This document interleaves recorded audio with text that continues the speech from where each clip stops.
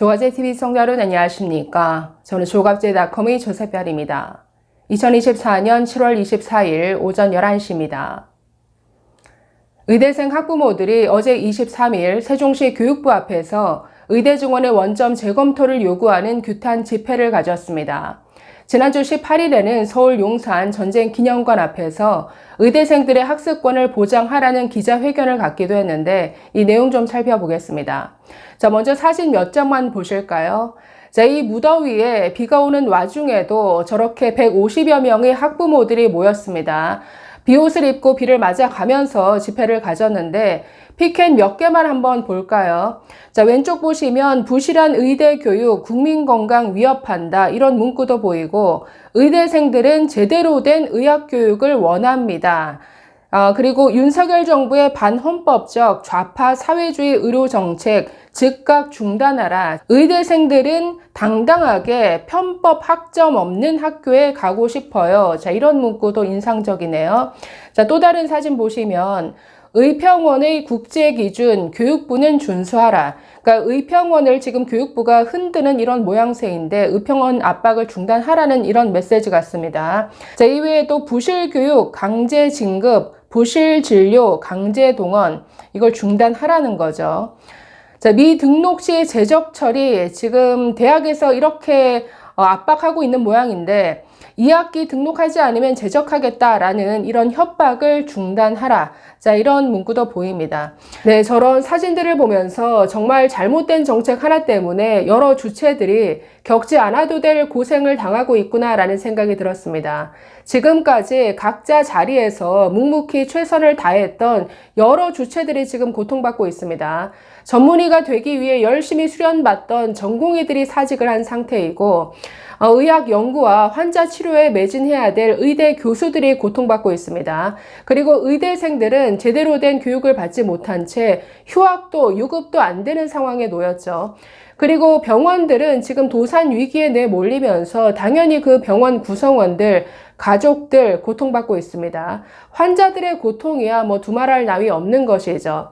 자, 그래서 지난 5개월간 이 윤석열식 의료개혁은 한마디로 의료개악, 곳곳을 파탄시키는 이런 정책 파탄이 되고 말았는데, 자, 어제 규탄 집회에서 어떤 얘기가 나왔는지 한번 살펴보도록 하겠습니다.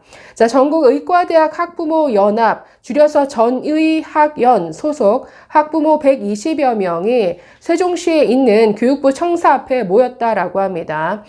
자, 2025학년도 의대 증원을 위한 교육 정책을 멈춰달라라는 이런 호소문을 교육부에 전달했다고 밝혔습니다. 자, 호소문에서 이렇게 말하고 있습니다.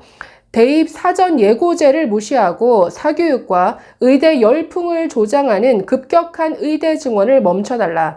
의대 학칙을 바꿔가며 유급, 휴학을 막지 말아달라라고 주장했습니다.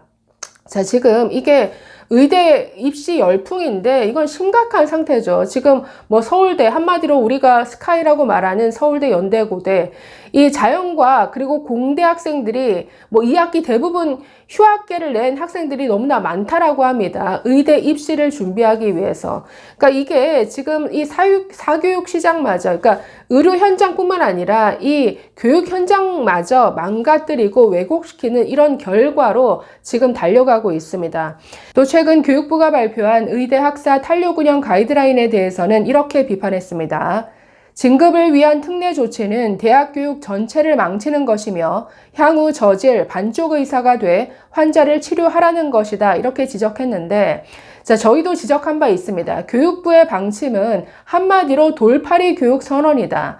이건 대충대충 교육시켜서 무조건 강제 진급, 졸업시켜라. 이런 내용으로 가득 차 있었습니다. F학점을 받아도 그냥 통과. 심지어 I학점이라는 incomplete, 듣도 보도 못한 학점제를 도입했죠. 자, 그래서 올해 듣지 못한 교육 그냥 4년 내내 보완을 해서 나중에 학점 채워 그냥 무조건 강제 진급시켜. 그러니까 이건 돌팔이 교육 선언이죠. 지금 교육부가 제대로 교육시켜라 라고 지침을 내려야 되는데 완전히 거꾸로 가고 있습니다. 교육부는 그냥 대충대충 교육시켜라. 오히려 학부모는 아니다. 우리는 제대로 된 교육을 받고 싶다. 완전히 지금 거꾸로 가는 이런 상황인 것이죠. 자, 계속 보시면 10% 이상 증원이 이루어진 의대의 그 교육 질을 평가하는 의학교육평가원의 전문성과 독립성을 존중하라면서 제2의 서남대를 만들지 말라고 요구하기도 했습니다. 자, 또 물적, 인적 자원이 준비되지 않은 의대 정원을 의료 전문가와 재검토해 달라라면서 재학생 18,000명 의대생의 제대로 된 학습권을 보장하라라고 주장했습니다. 그리고 1학기 등록금만 내고 휴학과 유급 금지 상태인데 바라지도 않는 교육부의 특례 조치와 2학기 등록을 안 하면 제적시키겠다는 총장의 발언은 저희 4만 의대생 학부모들의 분노를 일으킬 뿐이다. 자, 이렇게 주장했습니다. 자, 지금 1학기 등록금을 냈는데 아니 휴학을 했습니다. 휴학을 하면 등록금 반환해 줘야 되는 것이죠. 반대로 휴학이 아니라 F를 받아서 유급을 당하게 되면 등록금은 반환해 주지 않아도 됩니다. 문제는 휴학 신청이 정상적으로 이루어졌는데 이걸 교육부가 지금 동맹휴학이다. 그러니 승인해 주지 말라. 대학을 압박하면서 지금 아니 대학이 교육부 눈치를 보면서 학생의 개인의 어떤 휴학을 승인해 주지 않고 있습니다. 세상에 이런 경우를 본 적이 있나요? 아니 왜 의대생들만 이런 차별을 받아야 하는 것이죠? 이게 동맹휴학인지 개인적 결정에 따른 이런 휴학인지를 어떻게 판단할 겁니까? 자, 그래서 1학기 내내 지금 이제 7월, 8월인데 휴학시켜주지 않은 상태로 지금 벌써 2학기가 됐습니다. 의대는 거의 여름방학이라는 게 없으니까. 자, 그래서 휴학도 안 되고 유급도 안 된다. 그러니까 휴학이 안 되면 유급을 시켜라는 건데 휴학도 유급도 안 된다라고 하면서 어떤 것도 제대로 되지 않은 파행만 남은 이런 엉터리 완전히 엉망진창이 되고 말았다라는 거죠. 자, 이런 상태에서 2학기 등록 안 하면 제적시키겠다. 이건 반협박이죠. 자, 학부모들 그 교육 여건에 대해서도 이렇게 지적했습니다. 교육부는 의대 교육시설 확충을 신속히 진행하고 의대 교수 1000명을 3년간 증원하겠다고 하지만 지금도 부족한 기초의학교수의 급격한 채용이 가능하냐라고 지적하면서 당장 내년 3월에 3, 4배 늘어난 25학번 신입생의 교육 공간과 관련 예산은 준비될 수 있는 것인지 묻고 싶다. 자, 이렇게 말했는데 준비가 안 되어 있죠. 전혀 준비되지 않은 채 시작한 의대 증원입니다. 그렇기 때문에 이건 완전히 무대책이죠. 자, 계속해서 의대생 자녀를 특혜받는 금쪽이로 키우고 싶지도 않고 들어 누워도 면허받는 천룡인 일본 만화에 나오는 특권 계층이라고 합니다. 자, 이런 특권 계층 천룡인으로 만들고 싶은 마음은 절대로 없다.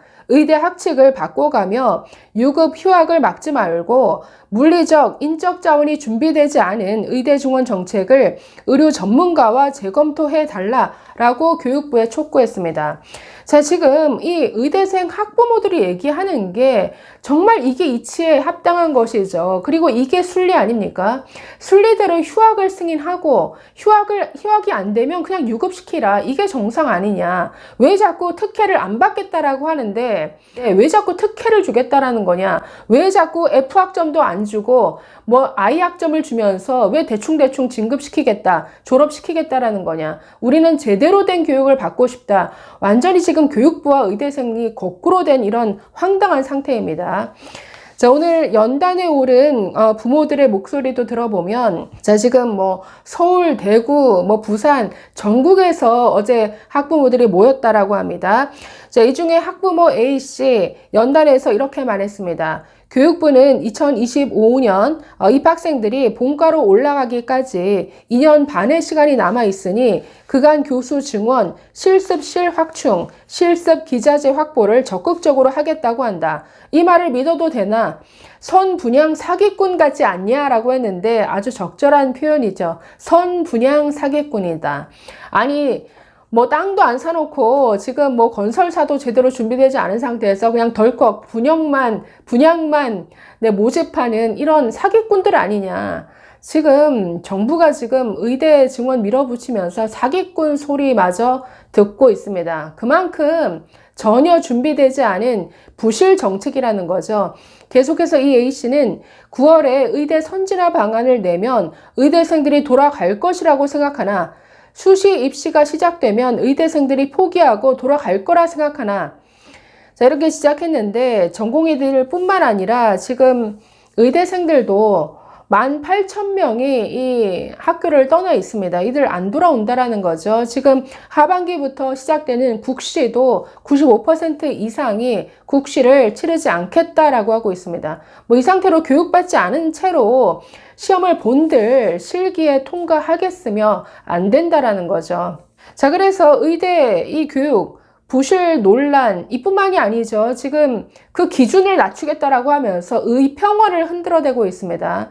이 한국의학교육평가원은 국내용이 아니라 국제적인 그 평가 기관이 있죠. WFM이라는 이 국제적인 평가 인증 기구로부터 인증을 받은 이런 민간 평가 기구입니다. 지난 수십 년간 우리나라 의료의 질을 어떤 담보하는 데 있어서 이 의평원의 어떤 역할이 굉장히 컸죠. 이 의평원의 어떤 의대들을 평가하는 그 기준마저 낮추라고 압박하는 이런 교육부, 정말 그 의평원의 독립성까지 훼손하는 이런 발언들을 교육부 차관이 긴급 브리핑까지 하면서 열었습니다. 그러면서 의평원의 어떤 이사회 구성을 바꿔서 의평원을 장악하려는 이런 시도, 이런 모습도 보였는데 이거 철저히 감시해야 되죠. 자, 그래서 거꾸로 가는 교육부와 무능과 무대책의 복지부, 똑같이 정말 쌍으로 이 모든 의대, 이 교육 현장을 망치고 있는 것 같은데, 그런다고 전공의들, 의대생들 돌아오지 않습니다. 원점 재검토 외에는 이들을 돌아오게 할 방법 아마 없을 겁니다. 감사합니다.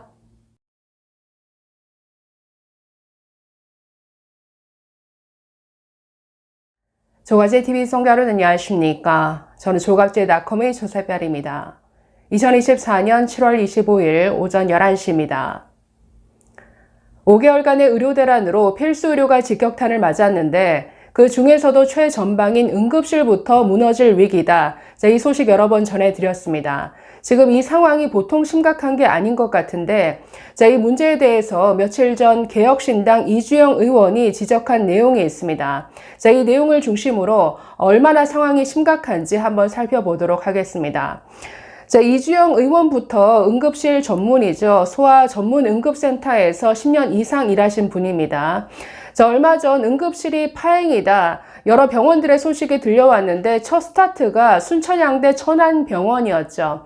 이 병원에서 10년 이상 근무하신 분이 바로 개혁신당의 이주영 의원입니다. 그래서 누구보다도 이 응급실의 위기, 또 소아 청소년과의 위기에 대해서 누구보다 잘 아시는 전문가다라는 생각이 드는데, 22일 월요일 개혁신당 최고위원 회의에서 이 문제에 대해서 발언한 내용이 있습니다. 먼저 한번 같이 보실까요? 응급실 뺑뺑이는 이제 곧 사라질 것입니다. 안일함을 넘어 방만하고 나태한 현 정부의 무책임한 의료 정책을 그대로 방치하면 머지않아 전화를 걸거나 찾아갈 응급실이 존재하지조차 않을 것이기 때문입니다. 지난주 충남의 한 권역 응급의료센터 파행 소식이 의료계를 강타했습니다.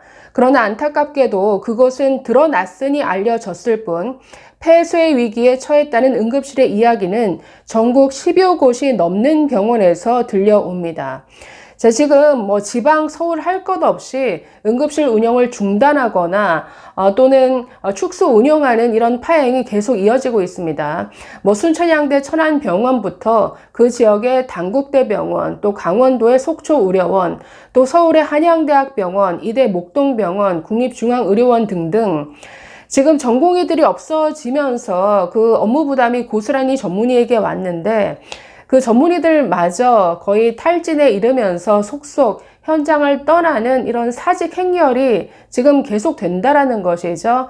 그러니 뭔가 여건이 더 안 좋은 곳에서 좀 더 좋은 곳으로 계속 이렇게 이동이 일어나고 있다라고 합니다. 내용 계속 보실까요? 하나의 응급실은 거미줄의 중심과도 같은 곳입니다. C줄로는 병원 내의 모든 과와 연계되어 일하고 날줄로는 인근의 다른 응급실 혹은 주변의 상하급 병원들과 연결됩니다. 그리고 이 모든 것을 가능하게 하는 것은 민첩하고도 정확한 진료로 압축되는 응급의료의 통합적 특징을 전수하는 체계적인 교육 시스템입니다. 이제 이 중심에 돌이 던져졌습니다. 이어진 모든 곳이 함께 무너진다는 것을 현장에서 일해본 사람이라면 어렵지 않게 예상할 수 있습니다. 이게 굉장히 심각한데 지금 응급실을 거미줄의 중심이다라고 표현했습니다. 응급실에서 모든 다른 과와 다 연계가 된다라는 거죠. 이 병원 내 연결뿐만 아니라 다른 지역, 다른 인근의 응급실과도 어떤 지역적으로도 연결되는 이렇게 어떤 그 거미줄의 중심과도 같은 곳인데 응급실이 무너지니까 연결된 모든 것이 함께 무너질 위기다. 저는 이게 굉장히 심각한 문제라고 보는데 지금 현장에서 어떤 일이 벌어지는지 잠시 후에 그 사례를 보시면 지금 응급실이 무너지면서 지금 3차 병원에서 받아야 될 환자를 못 받으면서 오히려 이 부담이 2차 병원으로 전가되는, 그래서 3차, 2차 병원이 함께 위태위태한 이런 파행이 지금 계속 일어나고 있습니다.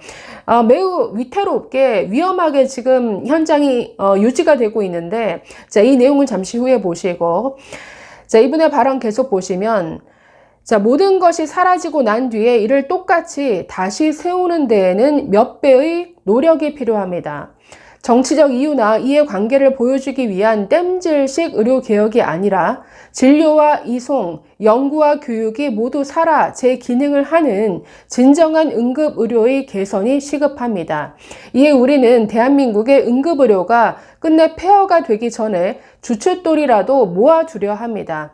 자, 그래서 지금 개혁신당이 이 문제를 해결하기 위해서 이러이러한 것들을 하려고 한다라는 것을 제시하는데, 자, 개혁신당 정책위원회는 소아응급의료 체계 개편을 위한 정책특별위원회를 발족합니다. 현장 경험에 입각해 응급의료 실무에 대한 이해가 높고 전반적 제도 개편까지 제안할 수 있는 진짜 전문가들을 모십니다. 법률적, 제도적, 교육적 검토와 함께 현실적으로 적용 가능한 정책을 제안하겠습니다.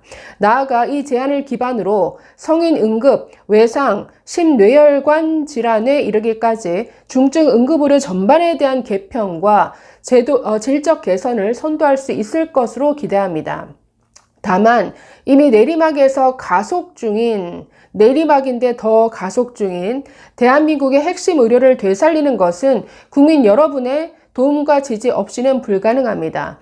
대한민국 선진 의료의 지속과 발전을 위해 오늘의 세대와 내일 세대가 함께 누릴 안전하고 튼튼한 국민 건강 보건체계 개편을 위해 개혁신당과 함께 해 주십시오. 자, 그래서 이주영 의원이 지적한 대로 응급실이 지금 무너지면서 연계된 다른 의료 현장도 굉장히 위태위태해지는, 자, 이런 심각한 상황인데, 자, 기사 하나 보실까요? 자, 중앙일보 기사인데, 의료공백 장기화로 아동병원이 대형병원의 응급실 됐다. 위협받는 소아의료. 자, 이런 제목입니다. 자, 지금 아동병원은 2차 병원이고 저기서 말하는 대형병원은 3차 병원이죠. 자, 3차 병원이 지금 소아 환자들, 소아 응급 환자들을 받아줄 여력이 안 되다 보니까 거꾸로 3차 병원이 2차 아동병원으로 전원을 하는 이런 사례가 늘어나고 있다고 합니다. 그래서 사실 2차 병원은 3차 병원보다 뭔가 중증 환자 그리고 난이도가 높은 환자를 다루기에는 인력 장비 턱없이 부족하죠.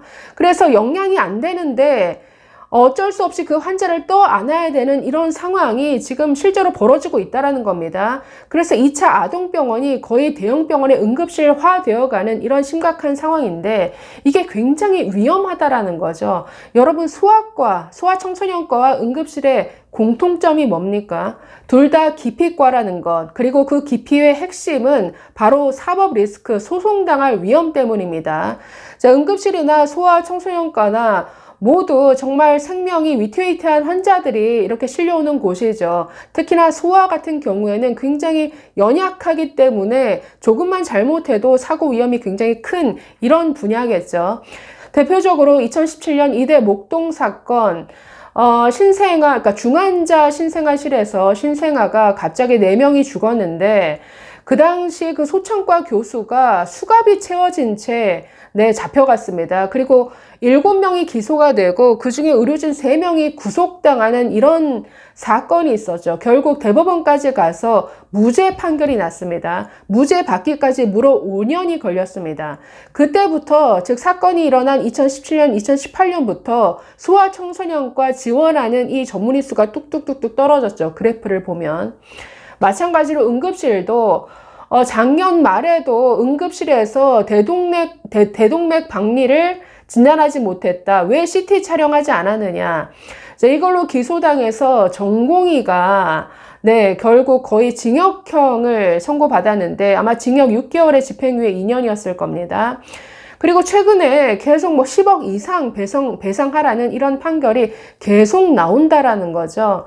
그러니까 열심히 사람 살리기 위해서 노력했지만 어쩔 수 없이 살리지 못한 이런 경우에까지 의사들의 책임을 물어야 하는가. 굉장히 이건 의사들을 허탈하게 만드는, 그래서 그 과를 결국 기피하게 만드는 이런 결과로 이어지는데 이게 굉장히 너무 심하다라는 거죠. 아니 응급실에서 어떻게 대동맥 박리라는 어려운 분야까지 응급실에서 어떻게 완벽하게 진단을 합니까? 자, 그래서 어떤 현장 상황을 모르는 이런 판결이 계속 나와서 이게 사법 리스크인데 한번 보시면 자, 의사 형사 소송률 세계 최고다. 대한민국이. 한국 의사가 1인당 기소되는 건수를 보시면 일본의 265배, 영국의 895배입니다. 숫자를 보면 2010년에서 2019년까지 업무상 과실치사 또는 업무상 과실치사죄로 경찰이 기소된 건이 무려 4,397건, 검찰이 기소한 게 2,527건이었습니다. 그래서 2019년 기준을 보면 하루 평균 그러니까 의료인 3명이 기소당했다라는 얘기죠.